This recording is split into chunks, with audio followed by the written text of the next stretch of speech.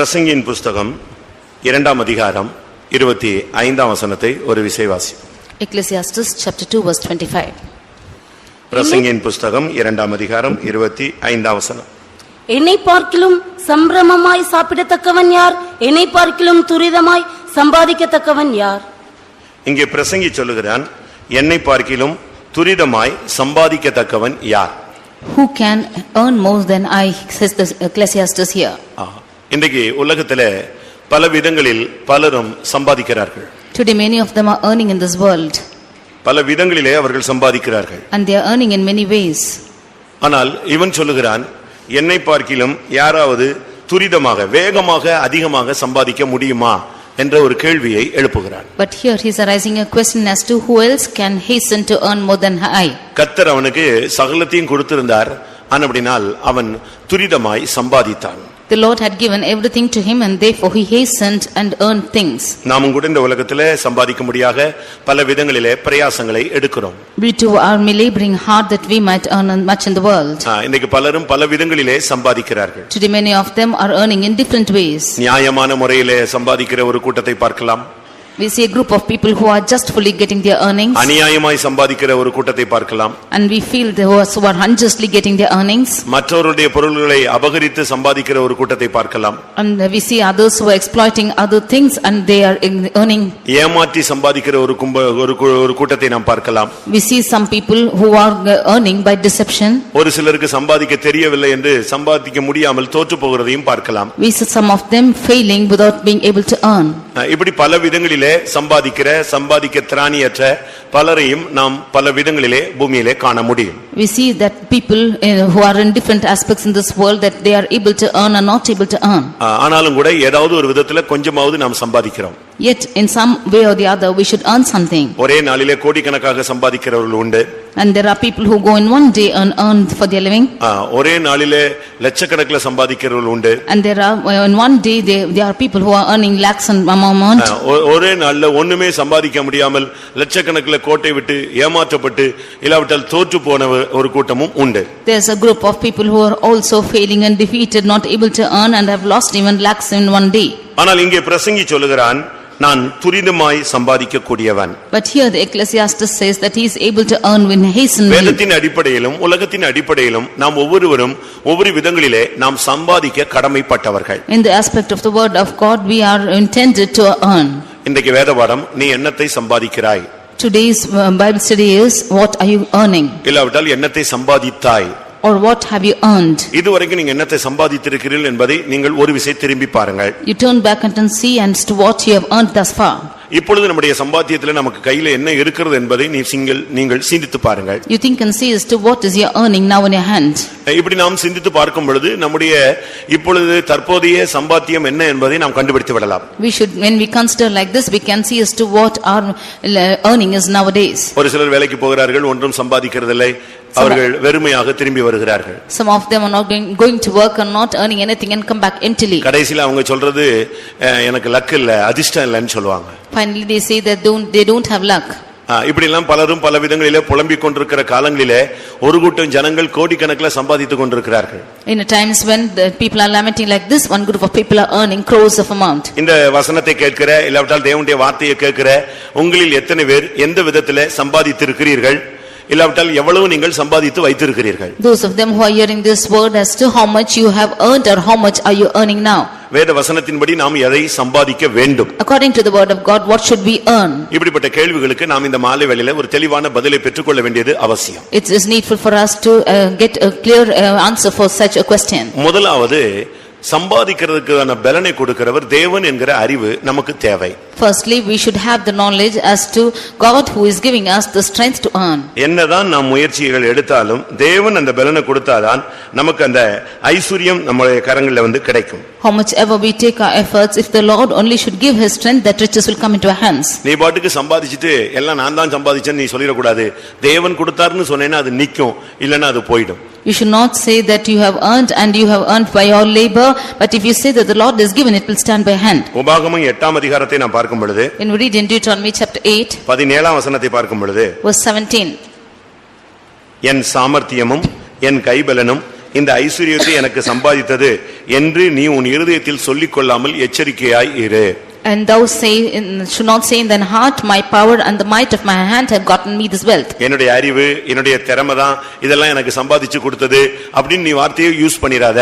You don't use this word that it is your might and your talents which has got you this wealth. உபாகமம் 8:18 பார்க்கும் பொழுது when we read in Deuteronomy 8:18, ஐஸ்வரியத்தை சம்பாதிக்கிறதுக்கான பலனை கர்த்தரே உனக்கு கொடுக்கிறவர்.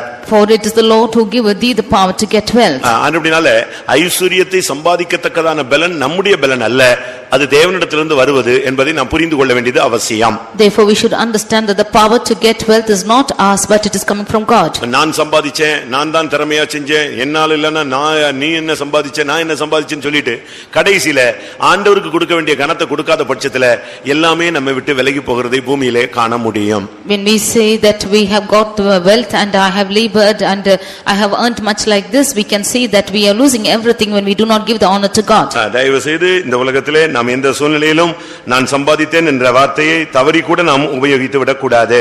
In any situation in this world, please do not utter this word that you have got the wealth. ஆனால் இந்த Solomon, இந்த ஞானி, இந்த பிரசங்கி இப்படிப்பட்ட வார்த்தையை சொல்லி எல்லா நன்மைகளையும் இழந்து கடைசியிலே விசுவாச வீரர் பட்டியலிருந்து விலகி போய்விட்டதையும் நாம் பார்க்க முடியும். But we can see the wise man Solomon in this Ecclesiastes saying such a word has gone away from even the blessings. அவன் கடைசியிலே நான் சம்பாதித்தேன் என்ற வார்த்தையை உபயோகிக்க ஆரம்பித்து விட்டான். Finally he began to use this word that he has earned and earned. இவனுக்கு அந்த ஞானத்தை கொடுத்தது யாரு?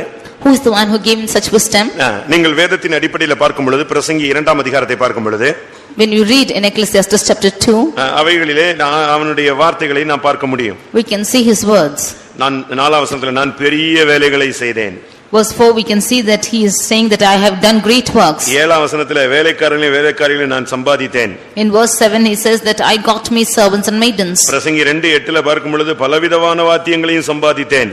Ecclesiastes 2:8 he says that he got all musical instruments. வெள்ளியையும் பொன்னையும் ராஜ சம்பத்தையும் நான் பொருள்களையும் சேகரித்தேன். I have gathered also unto me silver and gold and peculiar treasure of kings. 9ஆம் வசனத்தில் எனக்கு முன் எருசலேமில் இருந்த எல்லாரை பார்க்கிலும் நான் பெரியவனும் திரவிய சம்பன்னனுமாய் இருந்தேன். Verse 9 he says that I was great and increased more than all that were with before me in Jerusalem. இப்படி எல்லாமே நான் சொல்லிதான் கடைசில ஒரு பிரசங்கி ஒண்ணுமில்லாத பிரசங்கியாக அதிக பிரசங்கியாக போய்விட்டான். Boasting like this Ecclesiastes becomes one who is become more in his wisdom. கர்த்தர் எனக்கு தந்தார், கர்த்தர் எனக்கு சம்பாதித்து தந்தார் என்றுதான் நான் என்ன செஞ்சிருக்கணும், உபயோகித்திருக்க வேண்டியது அவசியம். It is needful for him to say that it is the Lord who has given me and the Lord has made me to earn. ஏனென்றால் வேத வசனத்தின் அடிப்படையில சாலமோன் இந்த ஸ்தானத்துக்கு வர வாய்ப்பு கிடையாது. Because in the aspect of the word of God, Solomon had no opportunity to come to this position. ஏனென்றால் அவன் அந்த ராஜவம்சத்தை சேர்ந்தவன் அல்ல. Because he was not belonging to this kingly place. தாவீதுக்கு கர்த்தர் சிங்காசனத்துக்கு என்றைக்கும் இருக்கும்படியாக குமாரனை தருவேன் என்று வாக்கு பண்ணிவிட்டார். The Lord has promised David that he will give him a son without fading in his stead. அந்த ஸ்தானத்துக்கு வரும்படியாக அநேகர் போராடி கொண்டிருந்தார்கள். And many of them were striving to come to that position. அதனால நீங்க பைபிள்ல படிச்சு பாத்தீங்கன்னு சொன்னா சாலமோனுக்கு ஒரு மானியம் கொடுத்து அரண்மனையில ஒரு குவார்டர்ஸ்ல அவனை உட்கார வச்சிருந்தாங்க. But therefore when you see the word of God, you can see that Solomon was given a wages and was made him to sit in a palace. பத்சேபாளுக்கு ஒரு வீடு கொடுத்து வச்சிருந்தாங்க. For Bathsheba was given a house. சாப்பாட்டுக்கு மானியம் கொடுக்கப்பட்டது. They were given wages to eat. அவன் அந்த வீட்ல அந்த அம்மாவோடு இருந்து கொண்டே இருந்தான். And he was with his mother in that place. Solomon அம்னோனுக்கோ அப்சலோமுக்கோ யாருக்குமே ஆகாது. Solomon was not liked by Amnon or Absalom. ஏன்னா அவன் சரியான விதத்துல இந்த பாதையில உள்ள வரல. Because he did not come in a right position in this place. அதோனியாக்கு இவனை பார்த்தா ஆகாது. Adonijah did not like him at all. அம்னோனுக்கு இவனை பார்த்தா ஆகாது. Amnon did not like him. அப்சலோமுக்கு இவனை பார்த்தா ஆகாது. Absalom did not like him. அவனுக்கு ஏதோ சாப்பாடு கொடுக்கறாங்க அப்படினு தான் அவங்க வச்சிருந்தாங்க. They will see as to what food they are giving to him. ஆனா கடைசில கர்த்தர் கிருபையாய் இந்த வாய்ப்பை இவனுக்கு கொடுத்தார். But lastly the Lord graciously granted him this position. இதை குறித்து அங்கே பத்சேபாள் ராஜாவினிடத்துல பேசும் பொழுது about this when Bathsheba was speaking to the king, புலம்பலோடு தான் அவன் சமூகத்துல வர்றா. she is coming only with lamentation to his presence. நீங்க திடீர்னு இறந்து போயிட்டீங்கன்னா என் கதை என்ன ஆகும்? If you will suddenly die, what will be my state? நான் குற்றவாளியா போய்டுவேமே. I will become one who is being 1 ராஜாக்கள் 1ஆம் அதிகாரம் 21ஆம் வசனத்தை பார்க்கும் பொழுது 1 Kings 1:21 நீர் ஒன்னும் சொல்லாமல் அறிவியாமல் போனால் If you are not going to tell me நீர் anything, பிதாக்களோடே படுத்துக்கொண்ட பின்பு நானும் என் குமாரனாகிய சாலமோனும் குற்றவாளிகளாய் எண்ணப்படுவோம். then when you sleep with the fathers, and I and my son Solomon shall be counted offenders. எவ்வளவு தெளிவான ஒரு வார்த்தை அங்க சொல்லப்படுகிறது என்பதை நீங்கள் சிந்தித்து பாருங்க. You should think and see as to what a clear word is uttered here. தாவீது ஒண்ணும் சொல்லாம செத்து போயிட்டா அடுத்த யாரு ரெண்டு பேரும் குற்றவாளி ஆயிருவாங்க? பத்சேபாலும் சாலமோனும் குற்றவாளியா மாறிடுவாங்க. If David dies without uttering a word, then Solomon and his mother will be counted as offenders. அப்படிப்பட்ட குற்றவாளிகளாய் எண்ணப்பட வேண்டிய சூழ்நிலையில் இருந்த ஒரு மனிதனுக்கு கர்த்தர் அந்த சிங்காசனத்தை கொடுக்கிறார். Then like a man who is like this found as an offender, the Lord is giving him the throne. இப்ப சிங்காசனம் கிடைச்ச பிறகு அவனுக்கு ஞானம் இல்லாமல் காணப்படுகிறான். Now after getting the throne, he is found without wisdom. ஏன்னா அந்த தெளிவான அறிவு அவனுக்கு கிடையாது. Because he did not have a clear knowledge. ஆனா ஒரே ஒரு அறிவு இருந்துச்சு, ஆண்டவரை ப்ளீஸ் பண்ணி வாழ்ந்தா நம்ம எப்படியா நின்றலாம். But he had one wisdom as to if he should please the Lord, he can somehow stand by. அதுக்காக ஆண்டவருக்கு போய் பலி செலுத்தி காத்து கிடந்தான். Therefore he went and offered to the Lord and was waiting. அன்றைக்கு இரவு கர்த்தர் அவனோடு பேசி உனக்கு தேவையானதை கேளு என்று சொன்னார். That night the Lord spoke to him and said, you ask what you want. அன்றைக்கு அவனுக்கு கிருபையாய் கிடைத்ததுதான் இந்த ஞானம். It was that day graciously the Lord gave him this இந்த wisdom. ஞானத்தை வச்சு தான் இதெல்லாம் சம்பாதிச்சான். Getting with this wisdom he earned everything. அதனால தான் பிரசங்கி 2:9 சொல்றான், என் ஞானமும் என்னோடு கூட இருந்தது. And Ecclesiastes 2:9 he says that my wisdom remained with me. அது உன்னுடைய ஞானமா? If it is true, அது உன்னுடைய பலனா? is that your அது strength? உன்னுடைய அறிவா? Is that your wisdom? எல்லாம் யாருடையது? Or whose is that? எல்லாம் யாருடையது? Whose is that? தேவனுடையது. It is all God's. அங்கதான் இவன் தவறு செய்கிறான். And there only he made the mistake. பிரியமானவர்களே, நாம் இந்த உலகத்திலே என்னத்தை சம்பாதிக்கிறோம்? Dear beloved, what are we earning in this world? துரிதமாய் சம்பாதிக்கிறீங்களா? Are you hastily earning? துரிதமா சம்பாதிச்சு பரலோகத்தை விட்டுட்டா என்ன பிரயோஜனம்? If you hastily earn and leave heaven, what's the use? துரிதமாய் சம்பாதித்து விசுவாச வீரர் பட்டியலில் இருந்து வெளியே வந்துட்டா என்ன பிரயோஜனம்? If you hastily earn and lose the list of the heroes of faith, what's the use? நாம் சம்பாதிக்க வேண்டியது பல காரியங்கள் இருக்கிறது. There are many things which we had to earn. ஆனால் அந்த தரிசனத்தை விட்டு இந்த உலகத்துல பல காரியங்களை நாம் சம்பாதித்துக் கொண்டு இந்த உலக பாதையில போய் கொண்டே இருக்கிறோம். But leaving that vision, we are earning many things in this world and going in the worldly ways. நாம் சம்பாதிக்க வேண்டிய 7 காரியங்களை நான் உங்களுக்கு பின்பாக சொல்கிறேன். I would like to say later about 7 things which we have to earn. முதலாவது யாக்கோபு எதை சம்பாதித்தான்? Firstly, Jacob, what did he earn? நீ என்னத்தை சம்பாதித்தாய்? யாக்கோபு என்னத்தை சம்பாதித்தான்? What did Jacob earn? இன்றைக்கு முற்பிதாக்களிலே ஒரு சிலர் கூட சில நேரங்களில் அவர்கள் பாதை மாறினதை நாம் விளங்கிக் கொள்ள முடியும். Today even the forefathers, we can see that some of their paths have been traversing. ஆதியாகமம் Genesis 30 அதிகாரம் chapter 30 26 வசனத்தை பார்க்கும் பொழுது verse 26. அவன் தான் சம்பாதித்த பெரிய சாதனைகளை சொல்லுகிறான். We see his great things which he have earned. 30:26. நான் உமக்கு ஊழியம் செய்து சம்பாதித்த என் மனைவிகளையும் என் பிள்ளைகளையும் எனக்கு தாரும். இவன் ஊழியம் செய்து சம்பாதித்தது மனைவிகள், பிள்ளைகள். He has only served for his wives and children. இவன் இந்த உலகத்துல அவன் அதிகமாக சம்பாதித்தது மனைவிகளையும் பிள்ளைகளையும். He served hard to get wives and children. அவன் ஊழியம் செஞ்சு கடைசில அவனுக்கு கிடைச்ச பிரதிபலன் என்ன? சீயோன் இல்ல, எருசலேம் அல்ல. கிடைச்சது என்னது? என்ன கிடைச்சது? மனைவிகள், பிள்ளைகள். He doing the ministry, finally he got not Zion and Jerusalem but wives and children. நீங்களும் கூட இந்த உலகத்துல என்னத்தை சம்பாதிச்சிருக்கீங்கன்னு உங்களுக்கு நீங்களே கேட்டு பாருங்க. அருமையான ஒரு மனைவி, அருமையான ஒரு புருஷன், 7 பிள்ளை, 4 பிள்ளை, ஒருத்தைக்கு ஒரே பிள்ளை, இப்படி நீங்க சம்பாதிச்சு வச்சுட்டு உட்கார்ந்திருக்கலாம். You can see as to what you have earned in this world, that you have a wife or a husband or 7 or 1 children like this.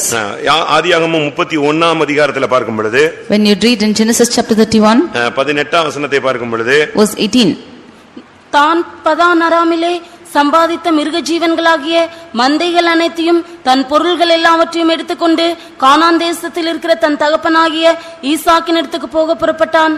பாத்தீங்களா? தான் பதான் அராமிலே சம்பாதித்த மிருக ஜீவன், the cattle which he has got in Padan Aram. அவன் பதான் அராமிலே சம்பாதித்தது முழுசும் மனைவிகள், பிள்ளைகள், மிருக ஜீவன்கள், மந்தைகள் தான் அவனுக்கு சம்பாதிக்க முடிஞ்சது. All what he had earned in Padan Aram was wives and children and cattle. இது பழைய ஏற்பாட்டு காலத்து பரிசுத்தவான்களுடைய தரிசனம் அப்படி இருந்தது. The vision of the Old Testament saints was like this. அவர்கள் எழுத்துக்குரியவர்கள், They were literal, ஆனால் நாம் ஆவிக்குரியவர்கள். and we are spiritual. அதுக்காக மனைவி வேண்டாம், பிள்ளை வேண்டாம், குடும்பம் வேண்டாம் நாம் பிரசங்கிக்க வரவில்லை. I do not want to come and preach us to, we do not want wife or children or families. ஆனா ஒரு குடும்பமா இருந்துகிட்டு இதிலேயே நம்முடைய கவனத்தை செலுத்தி மகிமையின் தரிசனத்தை நாம் விட்டுவிடக் கூடாது. But being in a family like this, giving more importance to this, we should not live a glorious vision. அவன் மனைவிகளையும் பிள்ளைகளையும் சம்பாதித்தான். He earned his wife and children. இதனுடைய சரியான அர்த்தம் என்ன? ஆவிக்குரிய தன்மை என்ன? What is the right spiritual meaning of this? முதலாம் ராஜாக்கள் 11ஆம் அதிகாரம் 3ஆம் வசனத்திலே அவன் அதிகமான மனைவிகளை சம்பாதித்தான், அவர்கள் அவனுடைய இருதயத்தை வலிவி போக பண்ணினார்கள். First Kings 11:1 we see that he earned more of his wives and they made his heart to waver. 1 ராஜாக்கள் 11:3 நாம் இதை பார்க்க முடியும். First Kings 11:3 we can see. அவனுடைய சம்பாத்தியத்திலே அவனுக்கு கிடைச்சது, சாலமோனுக்கு கிடைச்சது என்ன? And what was the earning of Solomon? 1000 மறுமனையாட்டிகள். It was 1000 concubines. அதாவது மனைவிகளை சம்பாதிச்சான்னா பலவீனத்தை அதிகமா சம்பாதிச்சிருக்கான்.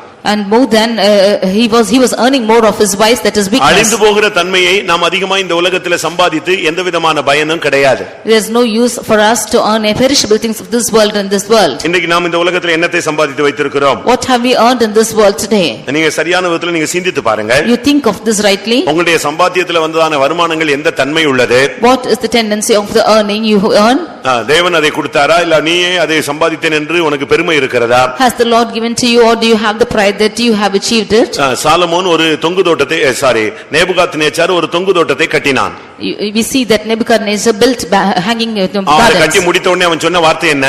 What was the word that he uttered after building it? நான் கட்டின மகா Babylon. It's the great Babylon which I have built. அந்த நான் கட்டின மகா பாபிலோன் சொன்ன உடனேயே கர்த்தர் அவனை தட்டி விட்டுட்டார். The moment he said that it's Babylon which I have built, the Lord knocked him off. அடுத்த நிமிடம் அவன் மிருகமாக மாற்றப்பட்டான் என்று வேதம் சுட்டிக்காட்டுகிறது. The word of God says that the next moment he became a beast. எப்பொழுதும் கர்த்தர் உங்களுக்கு கொடுத்தா கிருபை கிருபை, ஆண்டவர் கொடுத்தார்னு அறிக்கையிட்டே போனீங்கன்னா இது உங்களுக்கு ஸ்டாண்ட் பண்ணிக்கிட்டே வரும். As long as you keep confessing that the Lord has given, then this will stand by with you.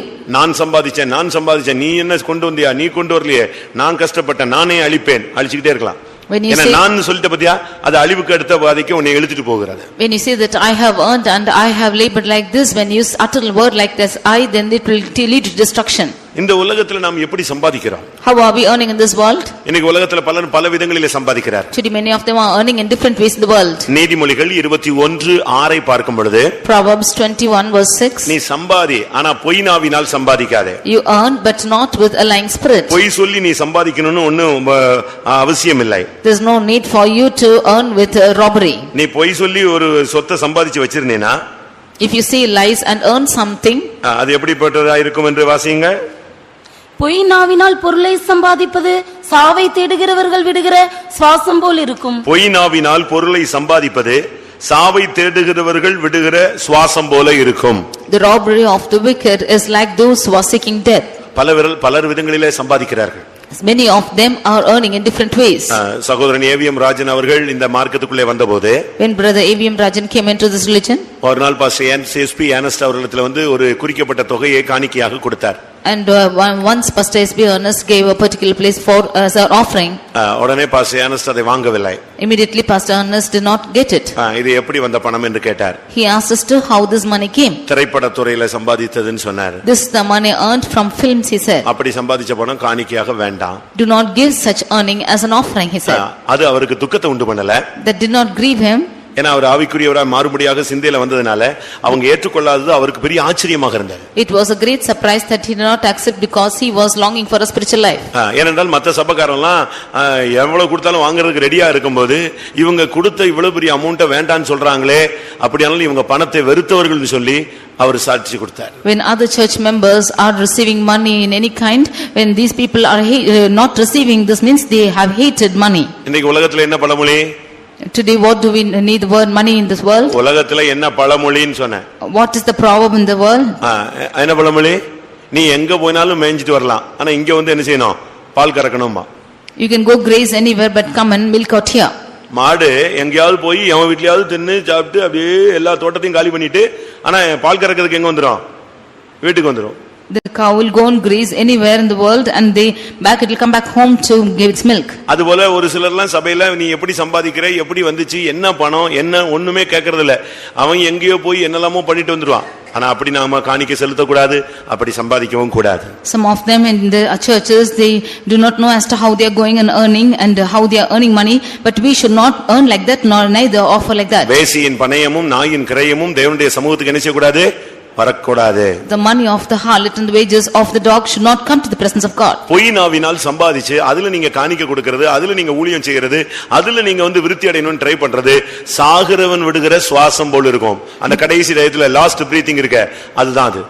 Getting the treasures by a lying tongue is vanity, which is like the breath of the one who is seeking for death. Solomon ஒரு பெரிய ஞானி.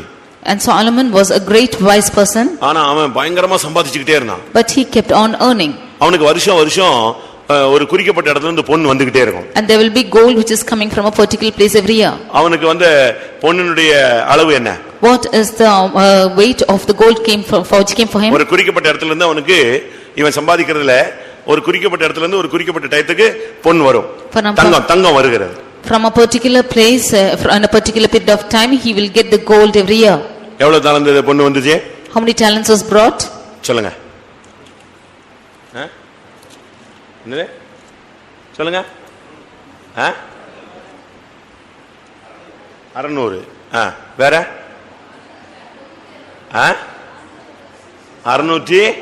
666.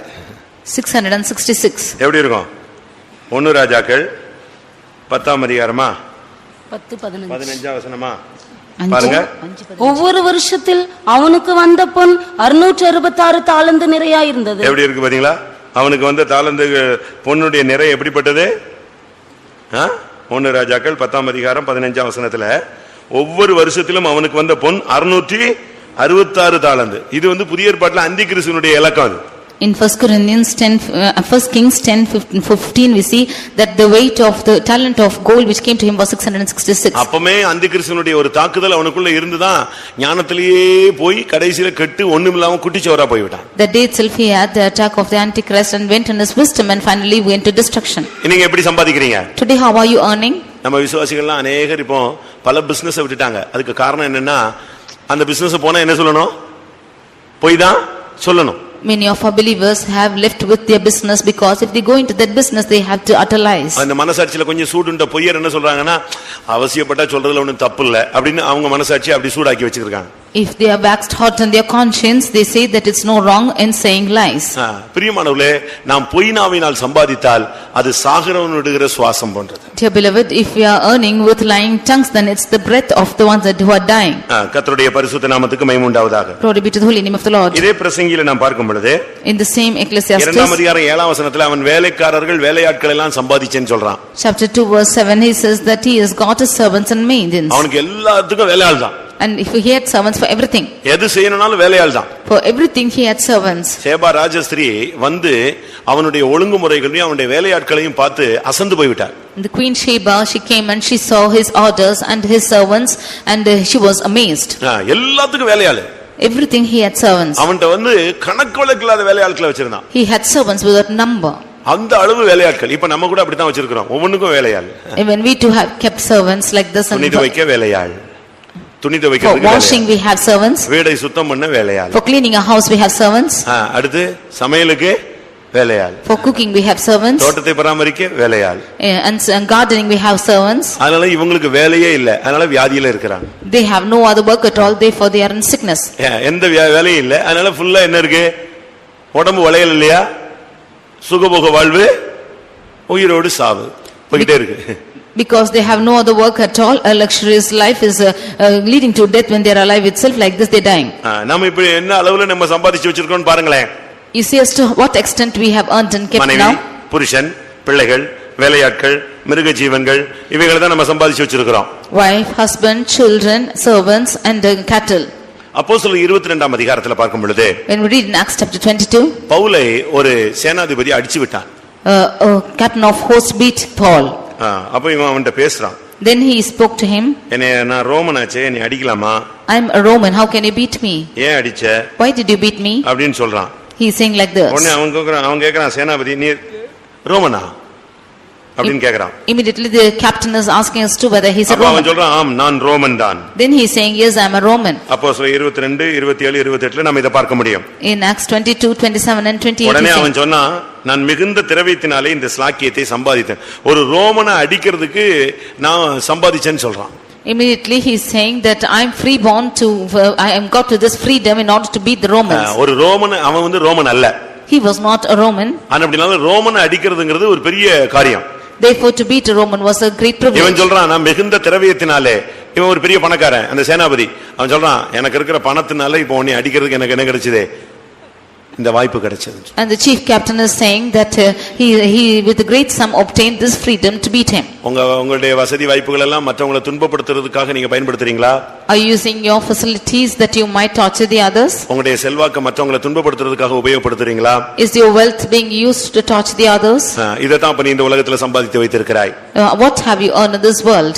ஒரு சிலர் ஏதாவது வரங்கள் கூட பணத்துல கிடைக்குமான்னு பார்க்கறான். Some of them see if they are receiving any gifts also through money. அப்போஸ்தலர் 8ஆம் அதிகாரத்துல பார்க்கும் பொழுது, when we read in Acts chapter 8, ஒரு மாயவித்தைக்காரன் ரட்சிக்கப்பட்டான். a soothsayer got saved. இயேசுவை விசுவாசித்தான்.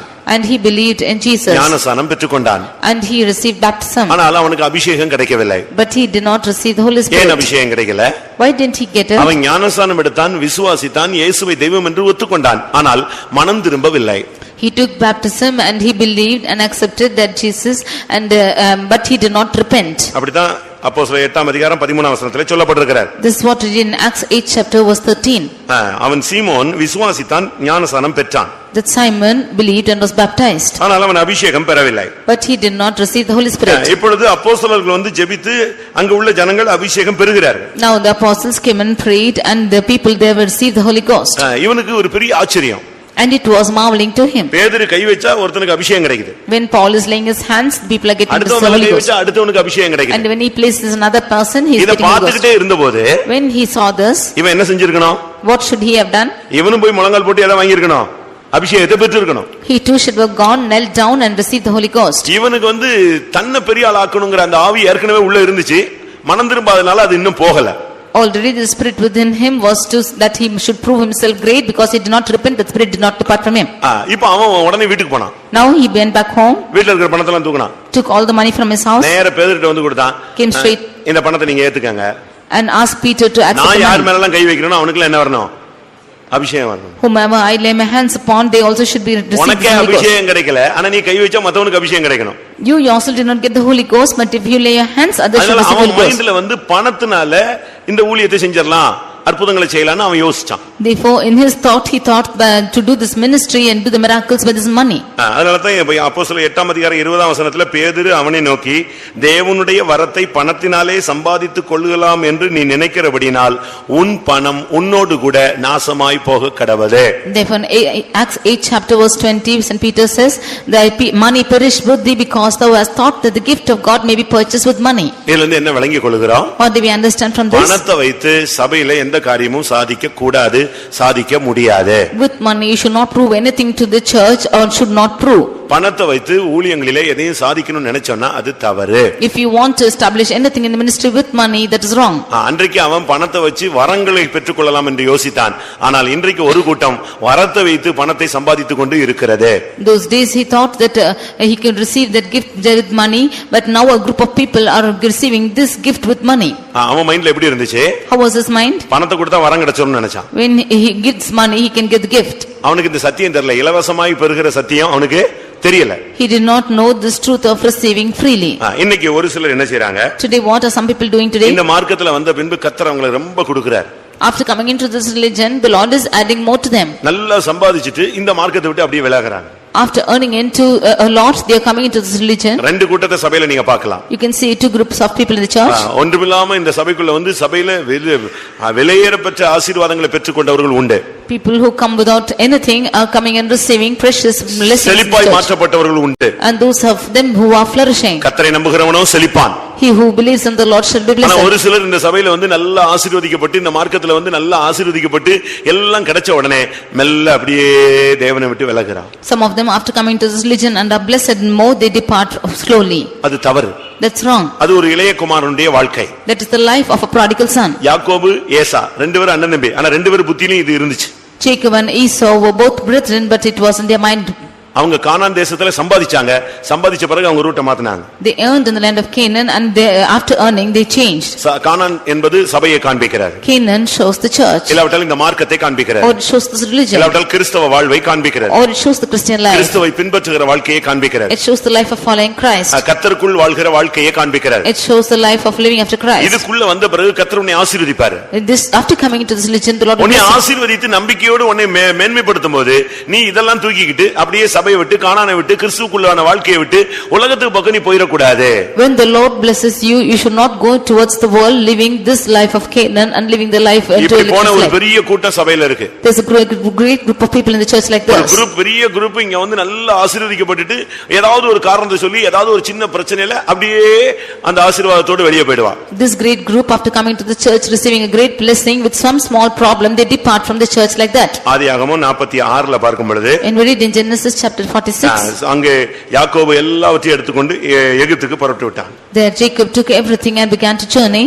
46:6 பார்க்கும் பொழுது 44:6 தங்கள் ஆடு மாடுகளையும் தாங்கள் கானான் தேசத்திலே சம்பாதித்த தங்கள் பொருள்களையும் சேர்த்துக்கொண்டு எல்லாரும் எகிப்துக்கு போனார்கள். They gathered everything which they have earned and the cattle and they went to Egypt. ஆவிக்குரிய ஜீவியத்துல வந்த பிறகு கர்த்தர் உன்னை ஆசீர்வதிச்ச உடனே நீ எகிப்துக்கு போக கூடாது, பின்மாற்றத்துக்கு நீ போக கூடாது, உலக ஆசீர்வாதத்துக்கு பின்னால நீ போக கூடாது. After the Lord is blessing you, you should not go back into backsliding nor into the world after the Lord has blessed you. ஆதியாகமம் 36:6 பார்க்கும் பொழுது Genesis 36:6 அங்கே ஏசா கானான் தேசத்திலே சம்பாதித்த எல்லாவற்றையும் எடுத்துக்கொண்டு அவன் வேற தேசத்துக்கு போய்விட்டான். What Esau had earned in the land of Canaan, he went to another place. 36:6 ஏசா, 46:6 யாக்கோபு.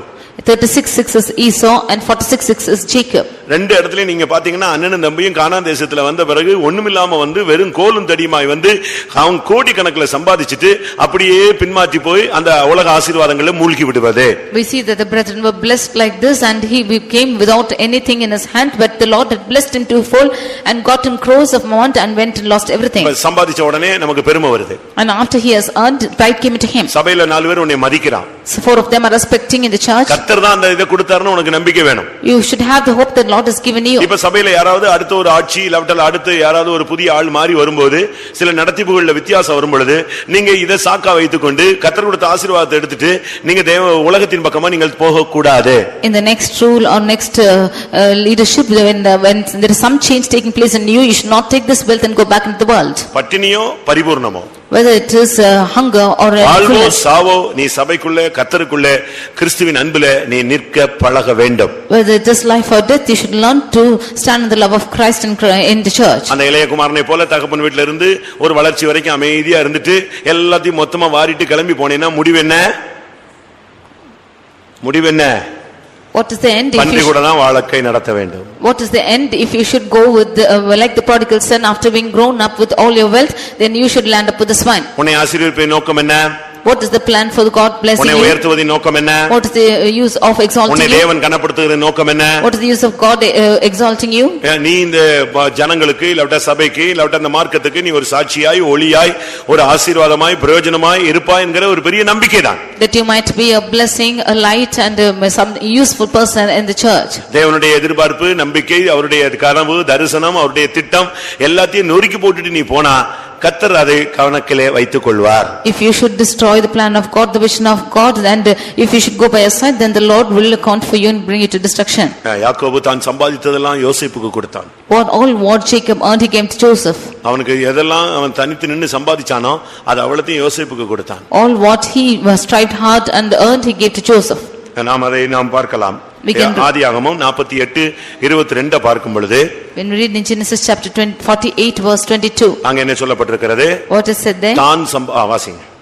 உன் சகோதரருக்கு கொடுத்ததை பார்க்கிலும் நான் என் பட்டயத்தாலும் என் வில்லினாலும் எமோரியர் கையிலிருந்து சம்பாதித்த ஒரு நிலத்தை உனக்கு அதிகமான பங்காக கொடுத்தேன். அதிகமான பங்காய் அவன் யோசேப்புக்கு கொடுத்தான். And he gave an extra portion to Joseph. அதுதான் ஒரு தகப்பனுடைய சிந்தை. That is the mind of the father. அதாவது இது எதை காண்பிக்கிறது? What does this show? நம்முடைய சம்பாத்தியம் முழுவதும் யோசேப்புக்கு போய் சேரணும். அதிகமான பங்கு யோசேப்பிட்ட போய் சேரணும்.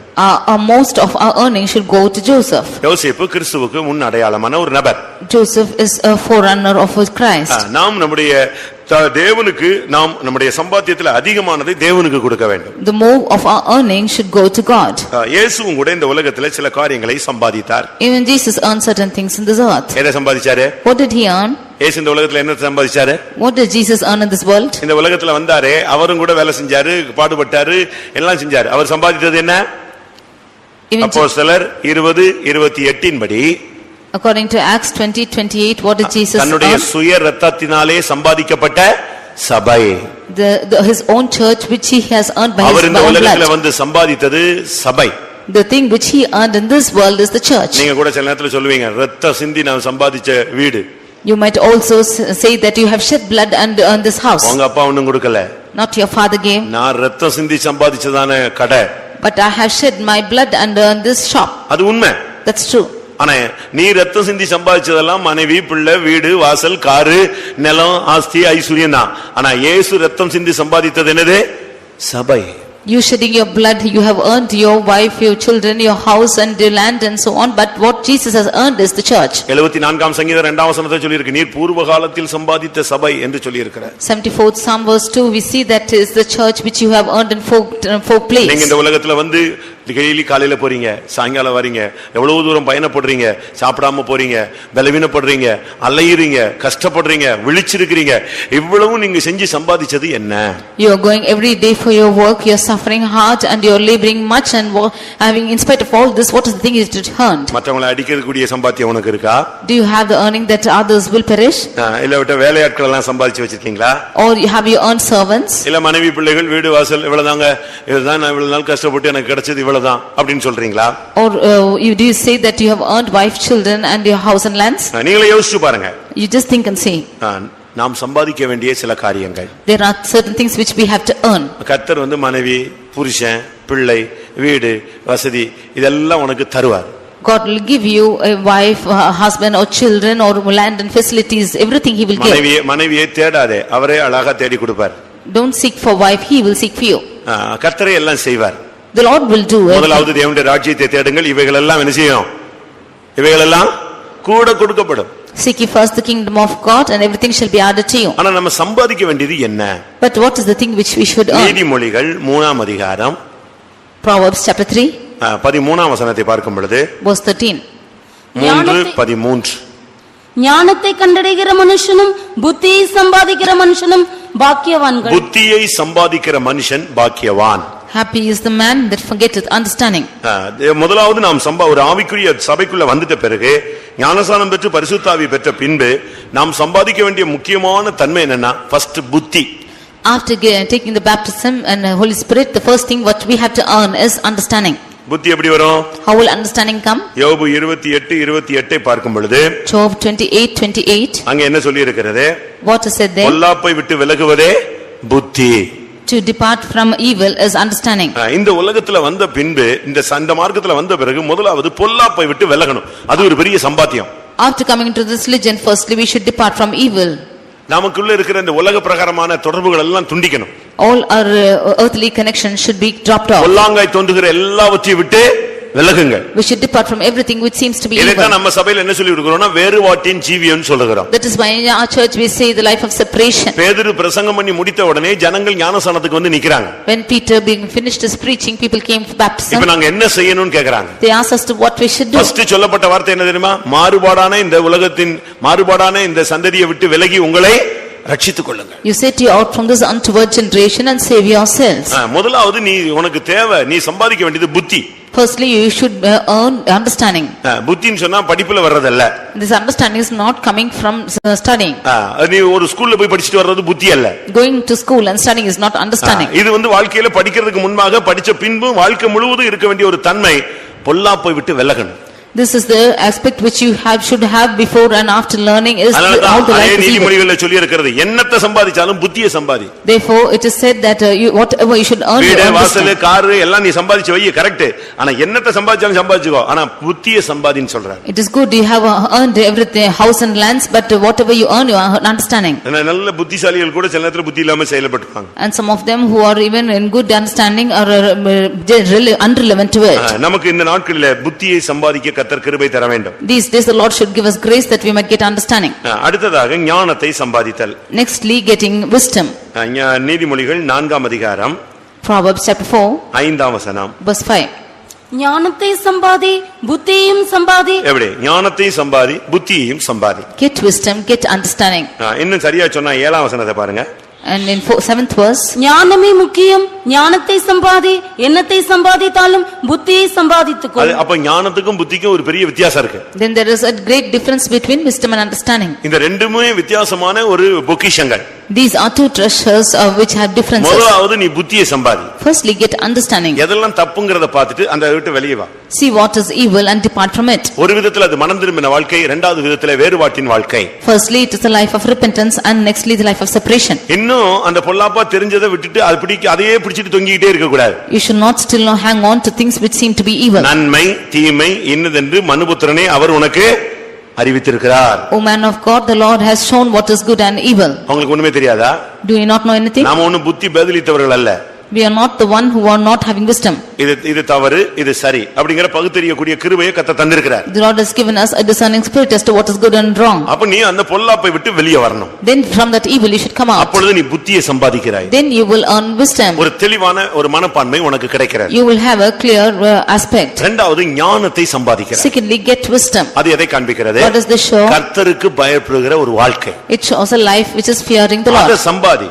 You get it. கர்த்தருக்கு பயப்படாம நீ மனுஷனுக்கும் ஆபீசர்களுக்கும் மேல உள்ள ஆளுங்களுக்கும் லோக்கல்ல உள்ள ஆளுங்களுக்கும் சபையில உள்ளவங்களுக்கும் போதகர்களுக்கும் இவங்களுக்கெல்லாம் பயப்படுறதெல்லாம் correct.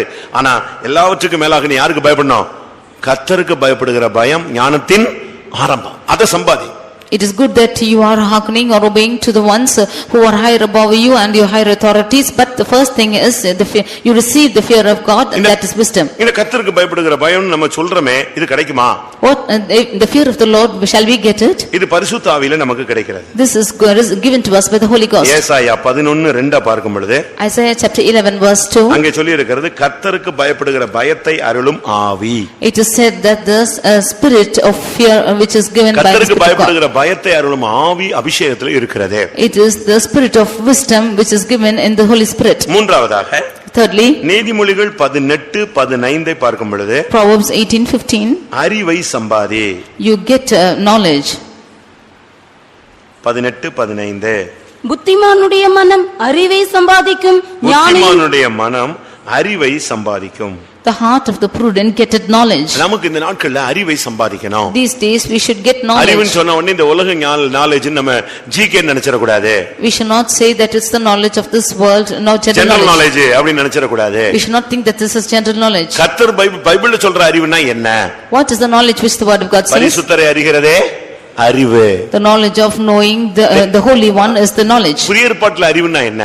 What is the knowledge in the New Testament? நம்முடைய கர்த்தராகிய இயேசு கிறிஸ்துவை அறிகிற அறிவு. The knowledge of knowing our Lord Jesus Christ. இதை பிலிப்பியர்ல நான் பார்க்கும் பொழுது when we read this in Philippians, என்னுடைய கர்த்தராகிய இயேசு கிறிஸ்துவை அறிகிற அறிவின் மேன்மைக்காக நான் எல்லாவற்றையும் குப்பையும் என்று எல்லாவற்றையும் நான் நஷ்டம் என்று விட்டேன், குப்பையாக எண்ணுகிறேன். I have counted everything as loss and dung that I might know Christ.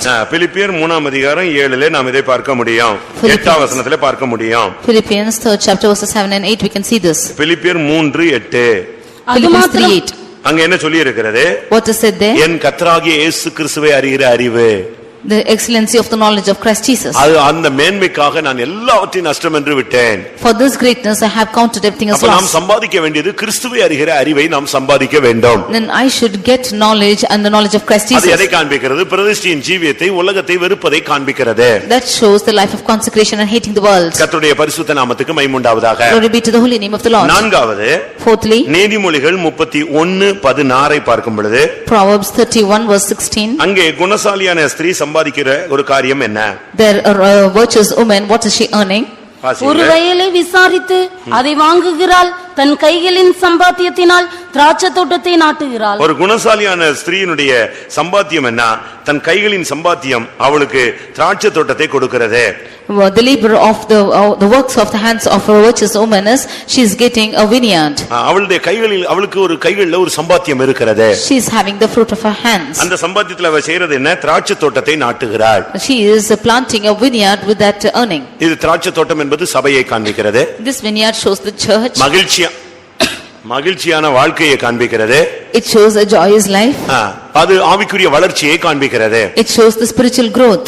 நாம இந்த உலகத்துல என்னத்தை சம்பாதிச்சாலும் சபைய காரியங்கள்ல நமக்கு பிரயோஜனப்பட வேண்டியது அவசியம். Whatever we earn in this world, we have to be used in this church. திராட்சை தோட்டம் அது நேசருக்குரியது. Vineyard belongs to the beloved. ஏசாயால சொல்லி இருக்கிறது நேசருக்கு ஒரு திராட்சை தோட்டம் இருந்தது. In Isaiah it is said that the beloved had a vineyard. உனக்கு ஒரு ஊழியம் இருக்கிறது. You have a ministry. உனக்கு ஒரு சபை இருக்கிறது. You have a church. உனக்கு ஒரு ஆவிக்குரிய தன்மை இருக்கிறது. You have a spiritual aspect. நாம் இதை சரியான விதத்தில் விளங்கிக் கொண்டு நாம் இதெல்லாம் சம்பாதிக்க வேண்டும். We should understand this rightly and earn these things. அவளுடைய கைகளின் சம்பாத்தியத்தினாலே அவள் வாழ்க்கையிலே முன்னேறுகிறாள். She with the fruit of her hands she got this vineyard. நீ குலசாலியான ஸ்திரியா இருந்தா ஒரு வயலை விசாரித்து வாங்குவ. ஒரு ஆத்துமாவை சந்தித்து அவங்களை விசாரிச்சு சத்தியத்துக்குள்ள நீ கொண்டு வருவாய். If you be a virtuous man, then you will get a vineyard. You will inquire about soul and you will bring them into this truth. திராட்சை தோட்டம் ஒரு வளர்ச்சியை காண்பிக்கிறது, சபையை காண்பிக்கிறது, மகிழ்ச்சியை காண்பிக்கிறது. இப்படி பல அனுபவங்களை சொல்லிக்கொண்டே போகலாம். Vineyard shows a church, a growth, and it shows the joy. நாம் அதை விட்டுவிடவே கூடாது. We should not leave this. வேதாகமத்தில் நாம் பார்க்கும் பொழுது ஒரு சாதாரண மனுஷனுக்கு ஒரு திராட்சை தோட்டம் இருந்தது. அதை எப்படியாவது ஒருத்தன் பிடுங்கணும்னு ட்ரை பண்ணான் ஒரு ராஜா. In the word of God we see that an ordinary man had a vineyard and the king wanted to somehow take it off. Ahab என்ற ராஜா எசபேலுடைய புருஷன் போய் அந்த திராட்சை தோட்டத்தை பிடுங்கணும்னு ட்ரை பண்ணான். King Ahab, the husband of Jezebel, wanted to go and take that vineyard. நீ உன் திராட்சை தோட்டத்தை கொடு, நான் கீரை தோட்டமா மாத்துறேன்னு சொன்னான். He said that give me this vineyard that I am making it a garden of greens. அதுக்கு அவன் என்ன சொன்னான் தெரியுமா? What did he say for that? என்னனாலும் செய்ய, என் திராட்சை தோட்டத்தை மட்டும் என்ன செய்ய மாட்டேன், தரவே மாட்டேன். He said, you do anything you like, I will not give my vineyard. திராட்சை தோட்டத்தை தர்ற வேலையை என்கிட்ட கேட்காதன்றான். Do not ask me to give my vineyard. அப்படி தன்னுடைய திராட்சை தோட்டத்தை குறித்து அவனுக்கு ஒரு கவனம் இருந்தது. He was very careful about that vineyard. நமக்கு இந்த நாட்கள்ல நம்முடைய ஆவிக்குரிய ஜீவியத்தை குறித்து, நம்முடைய சந்தோஷமான வாழ்க்கையை குறித்து, பரிசுத்தாவினால் உண்டாகும் சந்தோஷத்தை குறித்து ஒரு தெளிவான ஒரு அறிவு நமக்கு இருக்க வேண்டும். We need a clear knowledge about our spiritual life and the knowledge about the Holy Ghost which we have got these days. மத்தேயு 25:16 பார்க்கும் பொழுது, Matthew chapter 25 verse 16, அங்கே ஒரு மனுஷன் தன்னுடைய தாளந்தினால் இன்னும் அதிக காரியங்களை சம்பாதித்தான். There a man by his talents traded more.